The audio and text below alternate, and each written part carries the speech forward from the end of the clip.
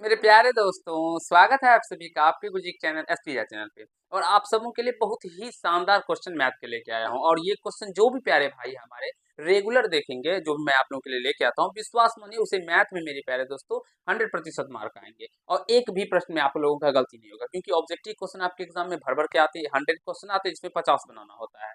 और जो भी प्यारे भाई अपने गुरुजी के क्वेश्चन को देखेंगे, अगर हम बात करेंगे ना मेरे प्यारे दोस्तों, तो हम आप लोगों के लिए अभी 1000 से ऊपर मैथ के प्रश्न ऑब्जेक्टिव बता चुके हैं। और आशा करता हूं दोस्तों, जो आप सभी प्यारे भाई उसे बहुत ही इत्मीनान से सारे वीडियो को देख भी लिए होंगे। तो जो नहीं देखे हैं, वीडियो के डिस्क्रिप्शन में सारे वीडियो का लिंक दे दूंगा, देख लीजिएगा। इस वीडियो के अंदर हम लोग 25 मैथ्स के भी ऑब्जेक्टिव क्वेश्चन करेंगे। और ये इतने ऑब्जेक्टिव क्वेश्चन है, अगर ये इस वीडियो को आप सभी देख के चले जाएंगे तो आपका एग्जाम में पास होना तय हो जाएगा। क्योंकि 50 मार्क के पूछे जाते हैं दोस्तों, और 50 ऑब्जेक्टिव 85 ना नंबर का आप लोगों को बनाना होता है 100 में। तो 50 मार्क जो आप लोग पढ़ेंगे मेरे पास, तो आप लोग डायरेक्टली इसको सही करके आएंगे, ये मेरा विश्वास है। और मैं वादा भी करता हूँ जो आप लोग सही कर पाएंगे। चलिए हम लोग स्टार्ट करते हैं। कलम है यहाँ पे, ठीक है। कलर सेलेक्ट कर लेते हैं पहले हम लोग।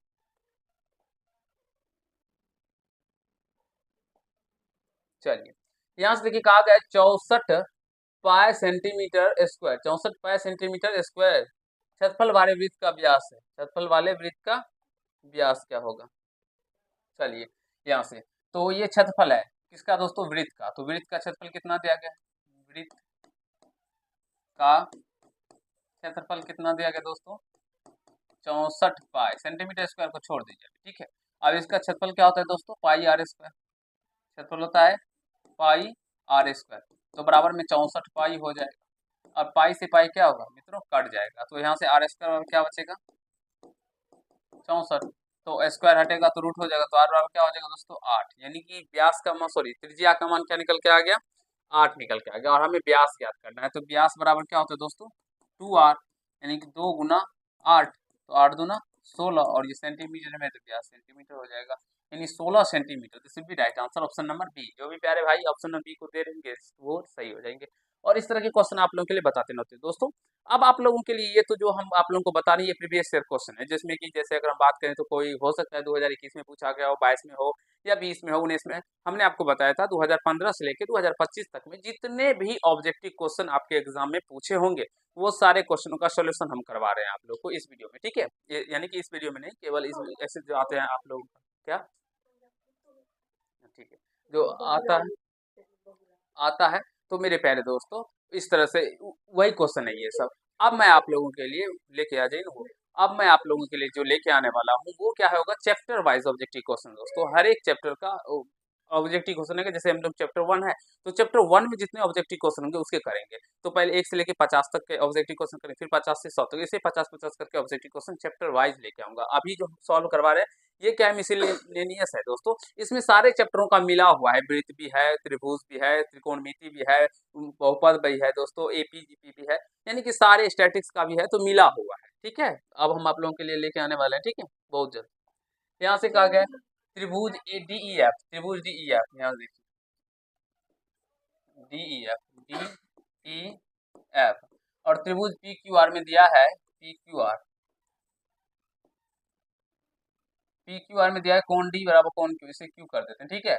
और आर बराबर कोण ई, इसे कोण आर कर देते हैं, ठीक है। तो ये पी हो जाएगा दोस्तों। तो कोण डी बराबर कोण क्यू और कोण आर बराबर कोण ई हो गया। तो निम्नलिखित में कौन सा सत्य है? कौन सा सत्य? ये मेरे प्यारे दोस्तों इसके बराबर में हो गया। और ये क्या हो गया? इसके बराबर में हो गया। तो कोण पी के बराबर में कोण एफ हो जाएगा। कोण पी के बराबर में कोण एफ, या कोण एफ के बराबर में कोण पी हो जाएगा। तो ऑप्शन नंबर ए इसका राइट आंसर हो जाएगा।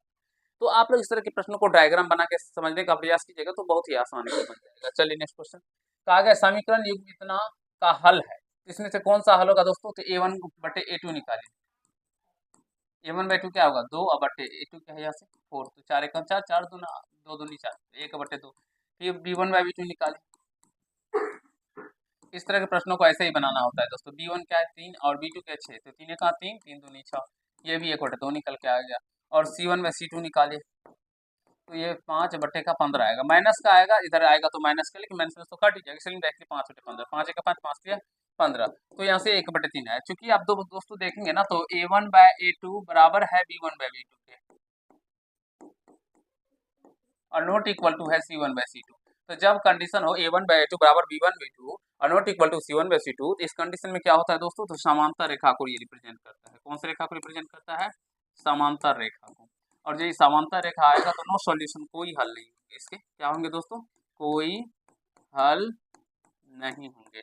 आशा करता हूँ मेरे प्यारे दोस्तों आप सभी सारे मैथ के कंसेप्टों को समझ पा रहे होंगे, सीख रहे होंगे, कोई हल नहीं होगा। ऑप्शन नंबर सी भी राइट आंसर मिला। तो चलिए नेक्स्ट क्वेश्चन।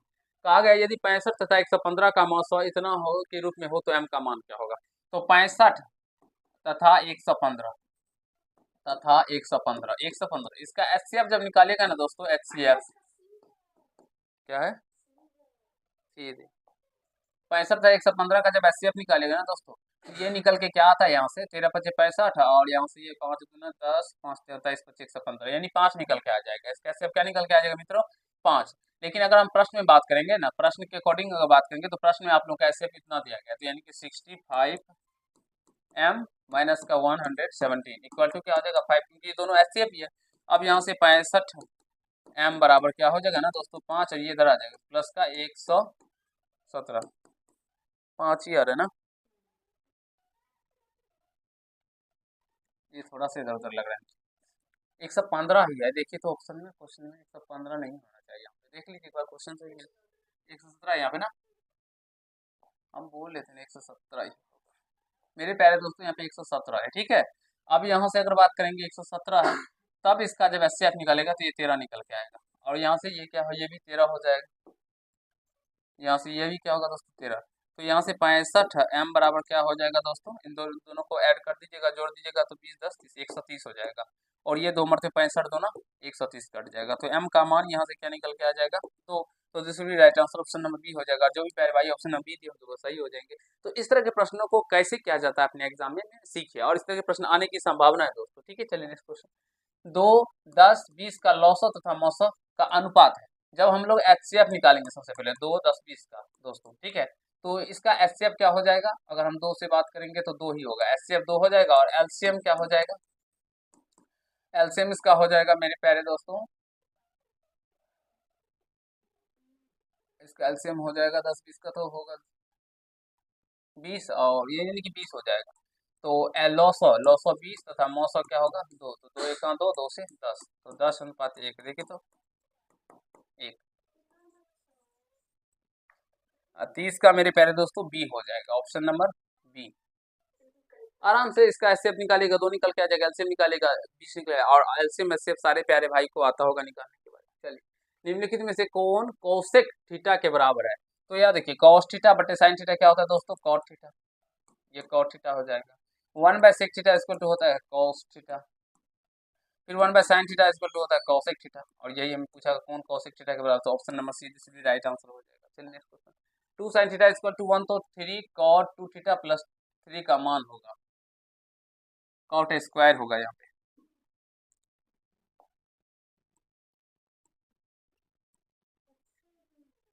है ना स्क्वायर। देखिए दोस्तों साइन थीटा इक्वल टू क्या हो जाएगा, फिर 1/2, और हमें क्या निकालना तो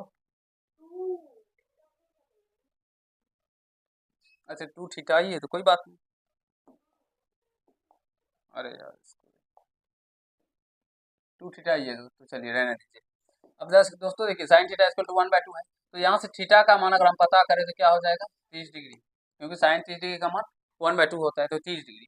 अब हमें क्या निकालना है, 3 cot theta, cot 2 theta plus का 3, तो यहाँ से देखिए 3 cot 2 गुना थीटा का मान क्या है 30 डिग्री प्लस का 3, तो 3 cot को 2 से गुना कर देंगे तो cot क्या हो जाएगा 60 डिग्री होगा, और प्लस का 3, तो cot 60 का मान क्या होता है जल्दी बताइए, 3 गुना 1/√3 प्लस 3 हो जाएगा। अब इसको काटिएगा ना तो ये √3 को हम क्या लिख सकते हैं, 3 को क्या लिखेंगे दोस्तों, √3 गुना √3 लिखेंगे ना, और ये √3 से ये √3 कट जाएगा, तो इसको हम लोग डायरेक्टली √3 या प्लस का क्या लिखेंगे 3, तो इसको ऐड कीजिएगा तो क्या हो जाएगा, ये इतना हो जाएगा। इसका आंसर ये देखिए 3 cot theta cot 2 theta plus का 3 है।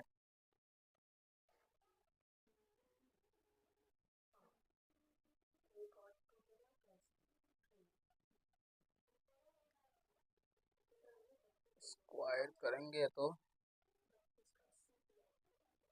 कितना दे गया है?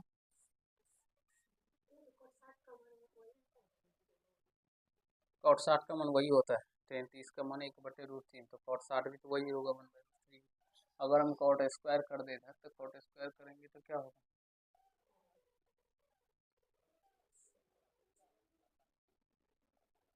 मेरे प्यारे दोस्तों, यहाँ से थोड़ा सा आंसर लाने में कंफ्यूजन हो रहा है। जल्दी बताइए आप लोग क्या होने वाला है, इसका आंसर तो मिल नहीं रहा। देखिए हम क्या करते हैं ना, इसका स्क्वायर कर देते हैं, ठीक है, स्क्वायर करके बनाते हैं।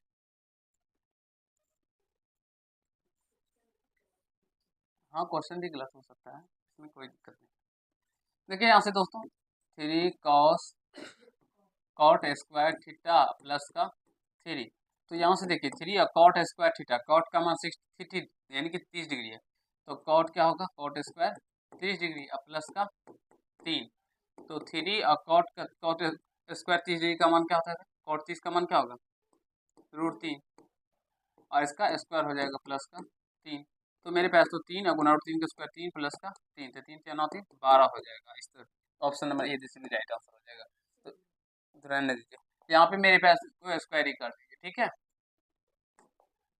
इसका यही आंसर हो जाएगा, option number A this will be right answer. चलिए नेक्स्ट क्वेश्चन की ओर।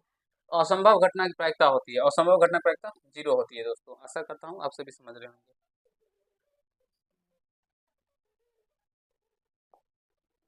निम्नलिखित में से यहाँ पे देखिए, इसको एक्स स्क्वायर है, ये एक्स स्क्वायर माइनस का √2x माइनस के 12 के शून्य कौन कौन से हैं, ये बताएगा, इसमें से कौन सा होगा। सिंपली आप लोग मान रख के भी कर सकते हैं। क्या दिया गया इसका, इसमें ये मान रखे दोस्तों, एक्स स्क्वायर माइनस का एक्स स्क्वायर, ये मान रखे, देखिए एक बार हल कीजिए, तो माइनस का 3√2 का क्या होगा, स्क्वायर, माइनस का सॉरी प्लस है ना, माइनस √2 गुना √2 गुना माइनस का 3√2 और माइनस का 12, और इसको हल कीजिएगा तो माइनस में प्लस 3 का स्क्वायर कीजिएगा 9 और √2 का स्क्वायर कीजिए 2, तो 9 दूना 18, फिर माइनस इसको कीजिएगा तो माइनस में प्लस हो जाएगा √2, और ये कीजिएगा दोस्तों कितना निकल के आ जाएगा,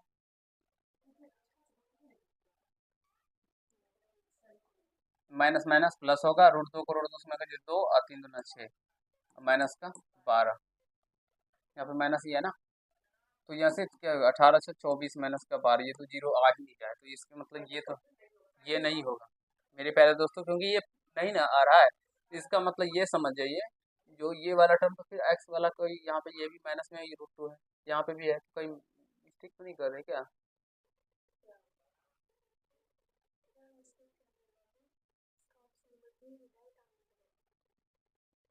एक बार में नहीं बोल सकते थे,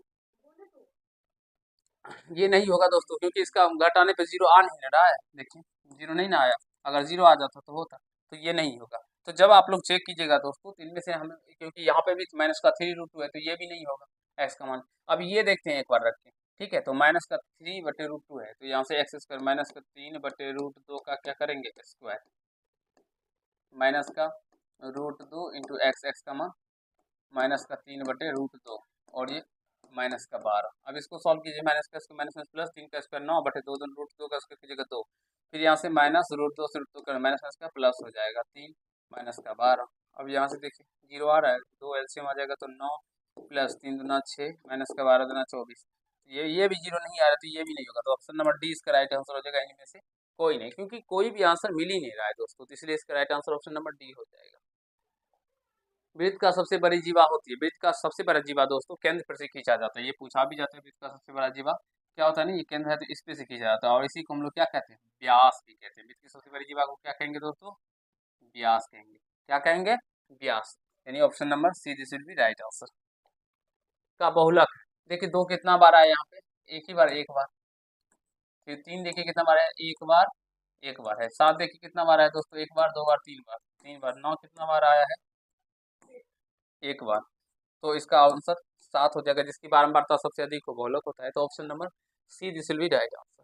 कहा गया है 13 और 19 के बीच समांतर माध्य है, जल्दी बताइए दोस्तों, देखिए कितना आसान क्वेश्चन पूछा गया, 13 और 19 के बीच समांतर माध्य, तो समांतर माध्य निकाले, सिंपली जो क्वेश्चन दिया गया ना प्रश्न, फ्रैक्शन उसको जोड़ के जितना संख्या भाग दे दीजिए, तो 9 3 12 यानी कि 32 हो जाएगा, बटे 2, 2 से कट के 16, यानी कि इसका समांतर मध्य क्या हो जाएगा, 16 हो जाएगा। Option number B, this will be right answer. आशा करता हूँ प्यारे भाई आपसे भी बहुत ही शानदार तरीके से सीख रहे होंगे ऐसे क्वेश्चनों को करने के बारे में। 38 नंबर देखिए, जवाब दीजिए फटाफट। कहा गया यदि द्विघात समीकरण एक्स स्क्वायर माइनस का पी एक्स प्लस का 4 के मूल बराबर है, तो पी का मान क्या होगा। देखिए दोस्तों, मूल कब बराबर होता है, जब डी का मान 0 के बराबर हो जाए। मूल जब बराबर होगा, डी का मान क्या होगा, 0 के बराबर होगा, तभी वास्तविक और समान होते हैं। तो डी का मान 0 होगा तो बी स्क्वायर, इसका फॉर्मूला था माइनस का 4ac बराबर क्या होगा दोस्तों, 0। बी का मान क्या है दोस्तों, माइनस का पी, तो माइनस का पी का स्क्वायर माइनस का 4a का मान क्या है, 1c का मान क्या है दोस्तों, 4 बराबर में क्या होगा, 0। तो यहाँ से माइनस पी का स्क्वायर कीजिएगा तो माइनस माइनस प्लस पी का स्क्वायर पी स्क्वायर, यहाँ से माइनस 400 का 16 बराबर 0।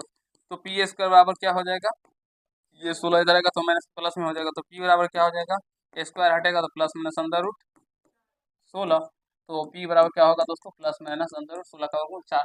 तो option number B, this will be right answer. जो भी प्यारे भाई हमारे ऑप्शन नंबर बी को टिक कर रहे होंगे, ये वही सही होंगे। और इस तरह के प्रश्नों को कैसे बनाया जाता है, क्या कंसेप्ट है, ये सीखिए और ये पकड़िए, क्योंकि इसी टाइप के क्वेश्चन आपको अपने एग्जाम में भी देखने को मिलेंगे। तो जब आप लोग ऐसे प्रश्नों को करने के बारे में सीख जाएंगे बेहतरीन तरीके से, बिल्कुल ही आसान तरीके से अपने एग्जाम में भी कर पाएंगे।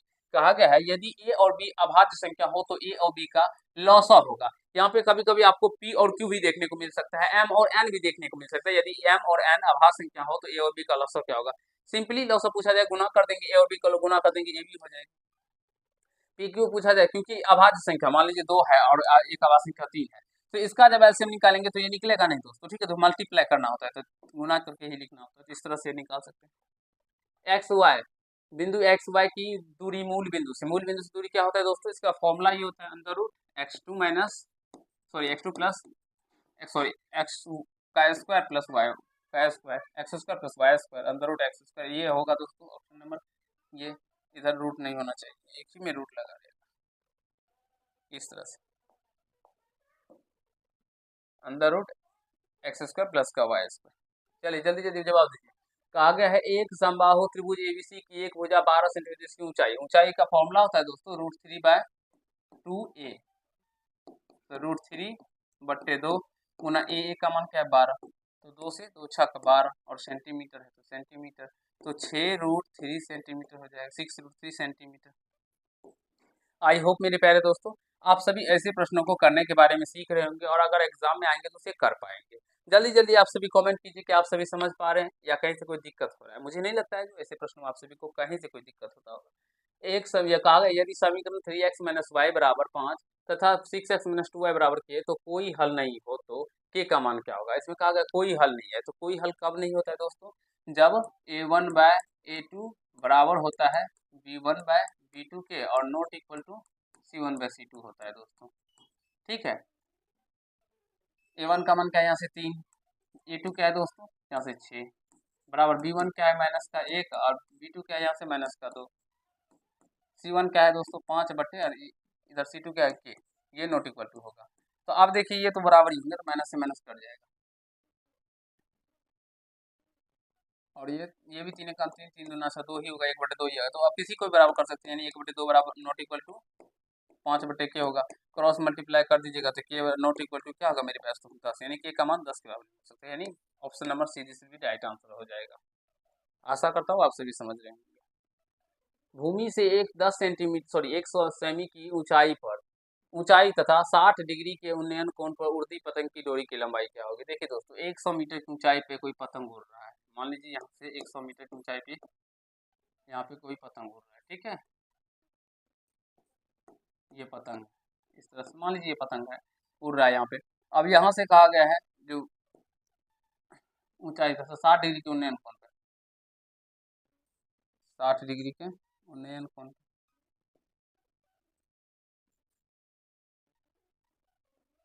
ये 60 डिग्री के उन्नयन कोण पे उड़ रहा है दोस्तों। तो हमें डोरी की लंबाई ये बताना है, ये लंबाई कैसे बता सकते हैं, तो इसमें और ये देखिए लंब दिया गया है ना दोस्तों, और ये क्या हो जाएगा, ये है कर्ण हो जाएगा इसके अकॉर्डिंग, ठीक है। ये 90 होता है तो साइन थीटा का हमें यूज करना होगा, ठीक है, क्योंकि कर्ण लंब और कर्ण किसमें आता है, साइन में होता है, कौशिक में होता है। तो यहाँ से साइन 60 डिग्री निकाल लीजिए, सिंपल सा आंसर निकल के आ जाएगा। तो साइन 60 डिग्री बाद क्या होता है, पी बटे एच, पी का मान है 100 मीटर, अब बटे एच का मान नहीं पता है इसका मान, तो इसको एक्स ही दे देते हैं।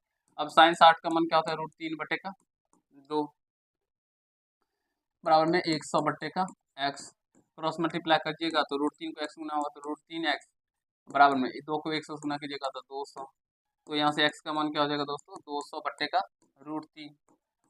तो देखिए ये ऑप्शन में है कहीं पे, तो x का मान 200/√3 metre, option number C this will be right answer हो जाएगा। आशा करता हूँ सारे प्यारे भाई समझ रहे होंगे ऐसे क्वेश्चनों को करने के बारे में, ठीक है। ये भी क्वेश्चन बहुत लाजवाब क्वेश्चन है, समझने का प्रयास कीजिए। आप बनाइए जल्दी से। कहा गया यदि 3 सेमी त्रिज्या वाले एक वृत्त पर खींची गई 2 स्पर्श रेखाएं परस्पर 60 डिग्री के कोण पर झुकी हो तो प्रत्येक स्पर्श रेखा की लंबाई है।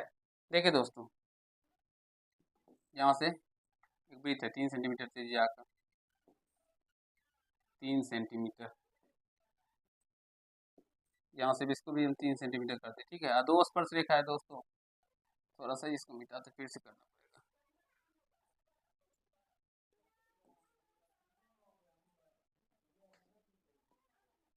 ये 3 सेंटीमीटर, ये 3 सेंटीमीटर, और इस तरह से स्पर्श रेखा है दोस्तों। यहाँ पे मान लीजिए ये ओ, ये ए और ये बी। समझने का प्रयास कीजिएगा। 3 सेंटीमीटर त्रिज्या वाले एक वृत्त पर, ये 3 सेंटीमीटर त्रिज्या वाला एक वृत्त है पर खींची गई 2 स्पर्श रेखा है, ये 2 स्पर्श रेखा बाह्य बिंदु खींचा गया है। स्पर्श रेखा 60 डिग्री के कोण पर झुकी हुई हो तो, एक सेकेंड, ये 60 डिग्री के कोण पे झुका हुआ है, कहाँ से, नहीं, झुकी हो तो प्रत्येक स्पर्श रेखा की लंबाई होगा, ये स्पर्श रेखा की लंबाई बताना है हमें, इसकी लंबाई बताया दोस्तों। और आप सभी जानते हैं जो ये स्पर्श रेखा की लंबाई क्या होता है, समान होता है इसके में।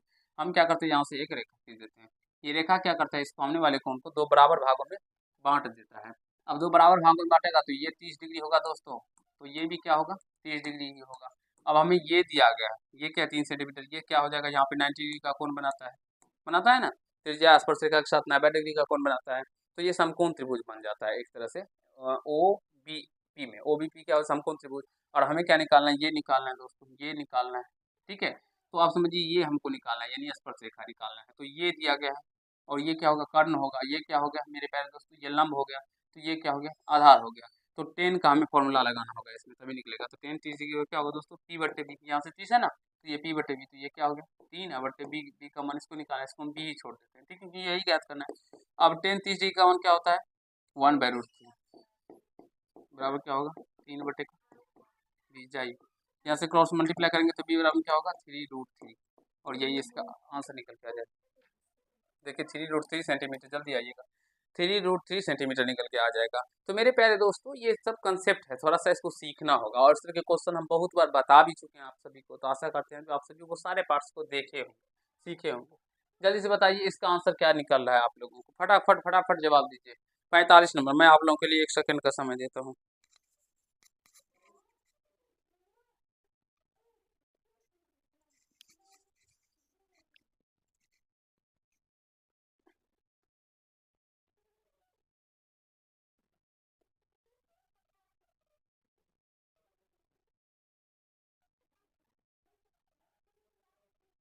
यहाँ पे देखिए दोस्तों, थोड़ा सा मुझे लग रहा है मिस्टेक, कहा गया है 42, 42 तो होता है नहीं है, 52 होना चाहिए, ठीक है।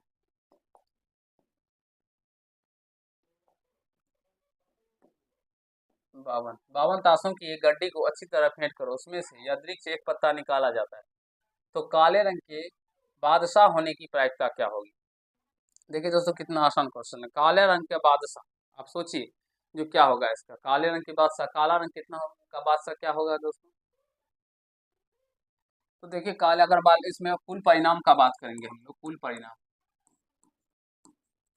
परिणाम क्या होगा दोस्तों, कुल परिणाम 52, और काले रंग का बादशाह कितना होगा दोस्तों,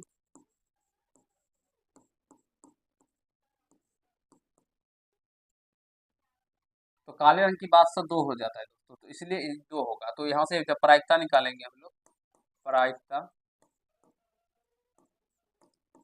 तो 2/, का कुल, तो 2 1 2 और 26 गुना 52, यानी कि 1/26 निकल के आ जाएगा इसका answer, 1/26, this will be right answer. काले रंग की बादशाह का होने की क्या प्रायिकता होगा, तो ऑप्शन नंबर क्या होगा दोस्तों इसका आंसर, ऑप्शन नंबर बी हो जाएगा। This will be right answer. जल्दी बताइए आप लोग को क्या आया है, जल्दी से कमेंट कीजिए फटाफट फटाफट मेरे प्यारे दोस्तों। ठीक है, फिर हम आपको आगे बताते हैं।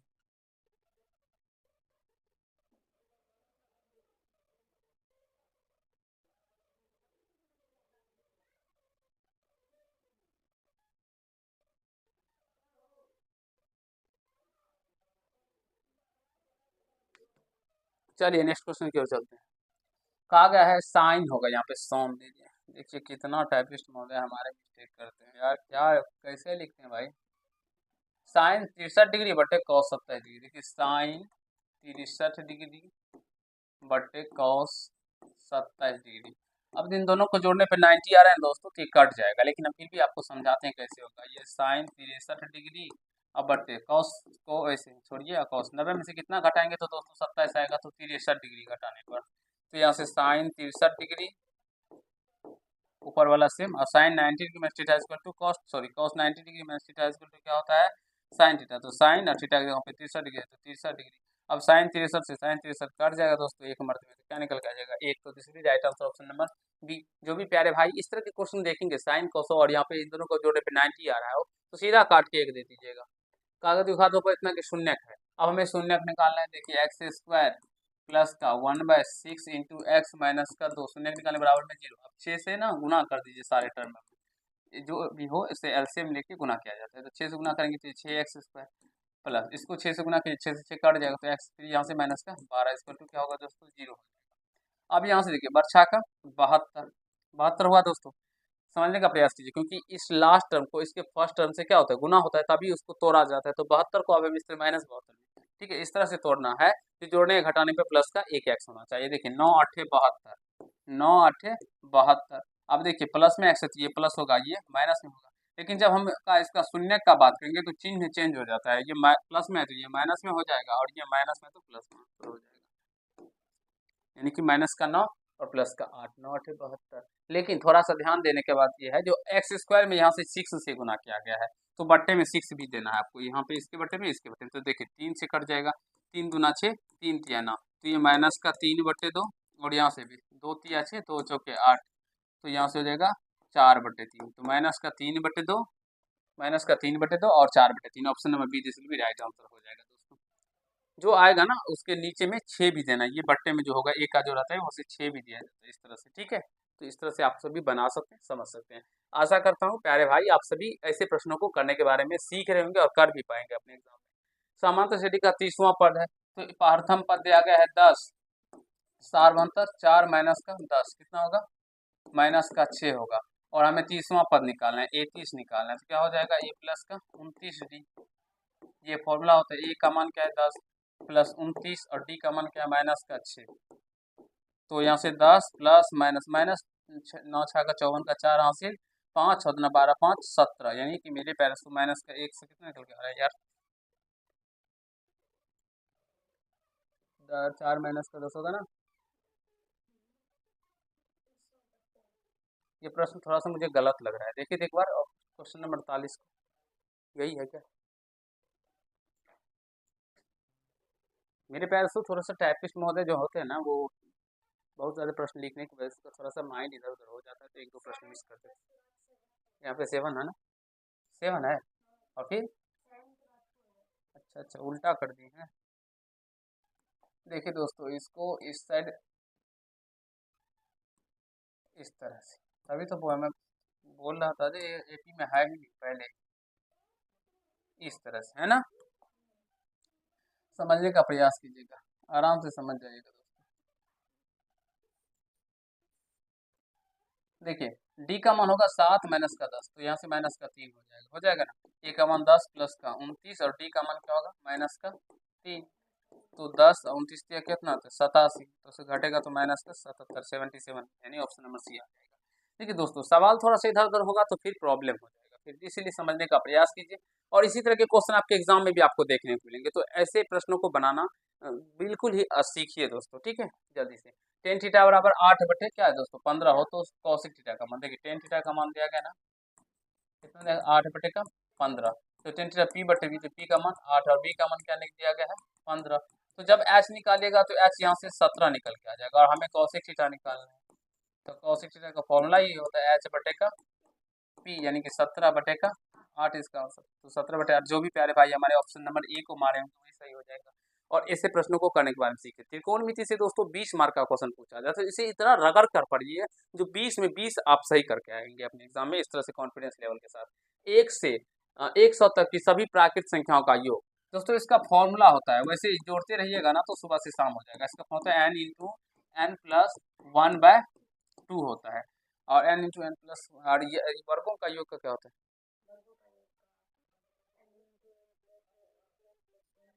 हाँ, अगर दोस्तों यहाँ पे वर्गों का योग रहता है, n लगातार प्राकृत संख्या के वर्गों का योग निकालना होता तो फिर इसका फॉर्मूला होता है n into N plus 1 into 2n+1/6।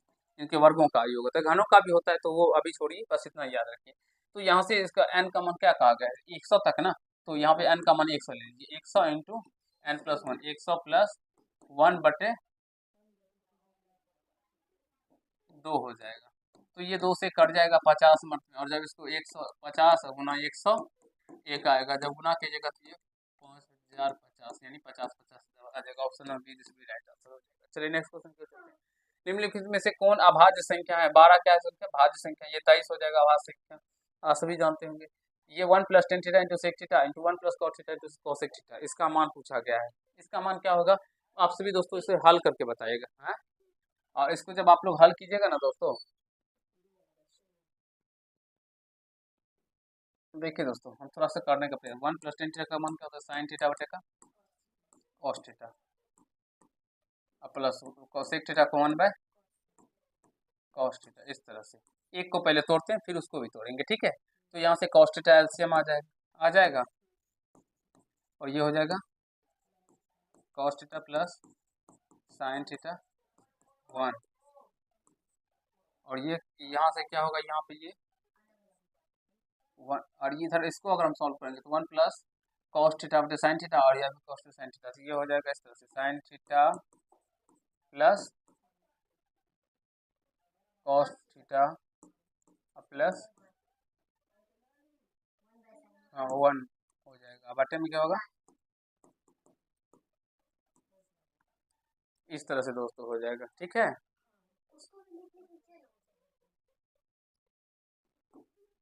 1 plus cos theta क्या लिखेंगे?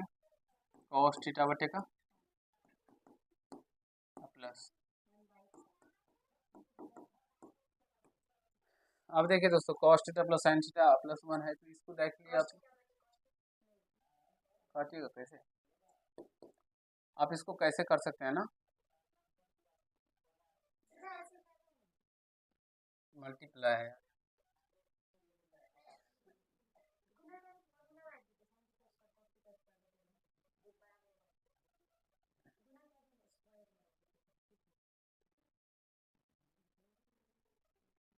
एक सेकेंड, अब इसको तो है ना, ये प्लस बी प्लस सी यहाँ से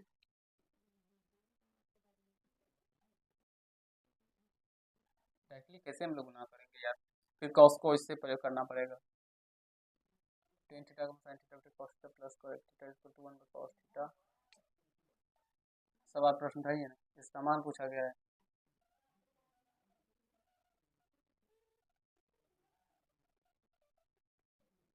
इसका मान देखिए इधर, अगर 45 डिग्री हम लोग मान रख देते हैं अपने मन से, तो 1 प्लस 1 क्या होगा? 2 प्लस का सेक 45 का मान क्या होता है? कॉस में √2 होगा, और यहाँ से भी इधर हो जाएगा, ये तो माइनस प्लस में कहीं झोल है, देखिए तो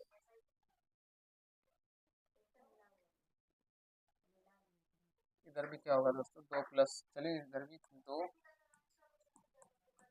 प्लस 45 का मान 2 ही होगा, हाँ 2। तो ए प्लस बी का होल स्क्वायर 2 दूना 4 प्लस 2 प्लस 2 ए। इसमें कुछ ना कुछ झोल लग रहा है दोस्तों, ठीक है? इसको छोड़ के अभी हम आगे बढ़ते हैं, लास्ट टाइम इसको सोचेंगे बताने के लिए। चलिए बताइए, कहा गया यदि एक वृत्त की परिधि 2 पाई से बढ़ाकर 4 पाई कर दी जाए तो इसका क्षेत्रफल क्या होगा? तो पहले वृत्त की परिधि 2 पाई थी ना, तो देखिए तब त्रिज्या निकालते, तो 2 पाई आर बराबर क्या होगा? 2 पाई, तो 2 पाई से 2 पाई कट जाएगा, तो आर का मान 1 निकल के आ गया दोस्तों। तब क्षेत्रफल अगर हम निकालेंगे तो क्षेत्रफल क्या होता है? पाई आर स्क्वायर, तो पाई आर स्क्वायर, तो पाई और आर का मान 1, तो 1 का स्क्वायर यानी कि पाई हुई हो जाएगा दोस्तों। अब हमारा क्षेत्रफल क्या कहा गया, जो 2 पाई से बढ़ाकर 4 पाई कर दिया गया, यानी कि 2 पाई आर बराबर क्या हो जाएगा अब मेरे पास, तो 4 पाई हो गया। तो यहाँ से पाई से पाई कट जाएगा, 2 दूना 4, तो आर का मान क्या निकल के आ गया, 2 निकल के आ गया। तो क्षेत्रफल क्या हो जाएगा, pi r square, pi r square. तो पाई आर का मान क्या है 2, तो 2 का स्क्वायर, तो 2 दूना 4 पाई हो जाएगा। और हमें क्या कहा गया, तो क्षेत्रफल क्या होगा, क्षेत्रफल देखिए पहले पाई था, अब क्या हो गया 4 पाई, यानी कि 4 गुना हो गया, 4 गुना। Option number D this will be right answer हो जाएगा दोस्तों। चलिए, निम्न में से मूल बिंदु के नियामक कौन है, तो आप सभी जानते हैं मूल बिंदु 0 0 ही होता है, और आपसे भी अच्छे तरीके से बना भी सकते हैं, बस 60 तक है। सॉरी, इसमें हम आप लोगों को दोस्तों ना 50 नहीं, यानी कि कह सकते हैं इसमें 35 से 40 प्रश्न बताए हैं, ठीक है। x बराबर -5 का आलेख कैसी सरल रेखा होगा, देखिए x बराबर -5 का जो आलेख होगा दोस्तों, अगर मान लीजिए x का मान -5 यहाँ पे है, तो इस तरह से इसका आलेख होगा, तो ये y अक्ष के समांतर होगा, y अक्ष के समांतर होगा, ऑप्शन नंबर बी। इसमें पदों की संख्या बताना है दोस्तों, a का मान क्या है -10, d का मान क्या है दोस्तों -6 या माइनस माइनस का 10, तो -6 माइनस +10 हो जाएगा, तो यानी कि 4। अब मान लेते हैं n वो इसके बीच में 34 में पदों की संख्या क्या है, तो n का मान 34 है दोस्तों, यहाँ से an बराबर, तो a प्लस यानी कि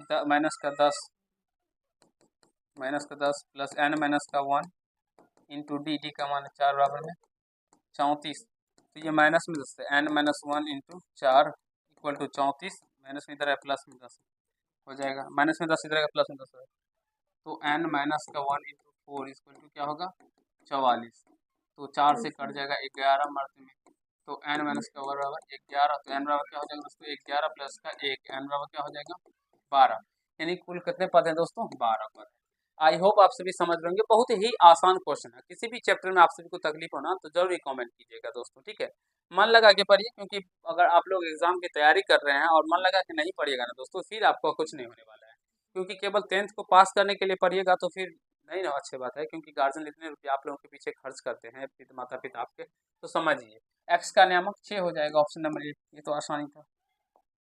द्विघात बहुपद इतना के शून्यकों का योग है, इसको गुना करिएगा तो 2x² हो जाएगा, इसको फिर माइनस का 5x और माइनस का 3, तो अल्फा प्लस बीटा बराबर क्या फॉर्मूला होता है माइनस का बी बाई, शून्यकों का योग तो वही ना, तो माइनस बी का मान माइनस का 5, ए का मान 2, तो माइनस माइनस प्लस यानी कि 5/2 हो जाएगा, 5/2, ये ऑप्शन नंबर डी में दिया गया, तो this will be right answer option number D हो जाएगा। चलते नेक्स्ट क्वेश्चन की ओर। तो आ गए यहाँ से देखिए 1 plus 2 plus 3 plus dash dash n बराबर है, मेरे पास तो ये प्राकृतिक संख्या ही है, और n लगातार प्राकृतिक संख्या का योग क्या होता है n इंटू n प्लस 1/2, यही हो जाएगा सी ऑप्शन नंबर, ये इस तरह से n इंटू n प्लस 1/2। देखिए ये भी आपके एग्जाम में पूछा गया ही क्वेश्चन है दोस्तों, तो हम आपको इससे पहले भी बताए, तो इसे याद रखिएगा। चलिए नेक्स्ट क्वेश्चन, निम्न में से कौन बहुपद है, बहुपद पूछा गया, तो यहाँ पे पावर 2 है, एक्स चर का घात पूर्ण होना संख्या होना चाहिए, यहाँ पे रूट में है ना, तो ये रूट में, इसलिए ये बहुपद मेरे पास नहीं होगा। यहाँ पे पावर भिन्न में है, यहाँ पे भी भिन्न में, तो ये भी बहुपद नहीं होगा। यहाँ पे तो रूट एक्स लगा है, यहाँ पे भी लगा है, तो इसलिए ये भी नहीं होगा। तो यहाँ पे देखिए एक्स पे पावर 2 पूर्ण संख्या, यहाँ पे भी 1 है, तो इसलिए ऑप्शन नंबर डी इसलिए भी राइट आंसर हो जाएगा। तो मेरे प्यारे दोस्तों, अभी हमने आप सभी को क्वेश्चन नंबर 26 से 60 नंबर प्रश्न तक बताया मेरे पास, तो आशा करता हूँ जो 30 प्रश्न जो आपको समझाए, ये आप सभी बहुत ही अच्छे तरीके से, बेहतरीन तरीके से समझ गए होंगे, कहीं से आप सभी को दिक्कत समस्या नहीं हुआ होगा मेरे प्यारे दोस्तों, ठीक है। तो आप सभी अपने गुरुजी का रेगुलर वीडियो देखिए, अगर आप लोग हमारे गुरुजी रेगुलर वीडियो देखेंगे तो विश्वास मानिए आपके सारे ऑब्जेक्टिव जो आपके एग्जाम में पूछेंगे मैथ के, वो सारे आपके सही होंगे। तो चलिए आज के पार्ट में इतना ही करते हैं।